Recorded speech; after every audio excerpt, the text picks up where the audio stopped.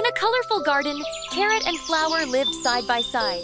Carrot, growing underground, admired Flower's vibrant petals. One sunny morning, Carrot called out, "Hello, Flower. You look so bright and beautiful up there. What's it like to see the world?" "Hi, Carrot. It's wonderful to feel the sunshine and see the sky. But I wish I were as strong and steady as you. You're so firmly rooted in the ground." "Thank you, Flower. But sometimes I feel lonely down here.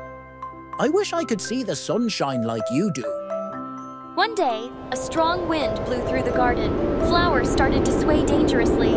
Carrot, help! I can't keep standing. Hold on, Flower. I'll stretch my roots closer to you. It will steady the fragile stem. Don't worry, I will catch you. You're safe now. Thank you, Carrot. I didn't realize how much I needed your support. No mention, buddy. I have to say something, Flower. I can feel the soil getting dry. I found some moisture deep down. I'll share it with you. Thank you, Carrot. And I'll use my leaves to shade the soil and keep you cool. Seasons changed.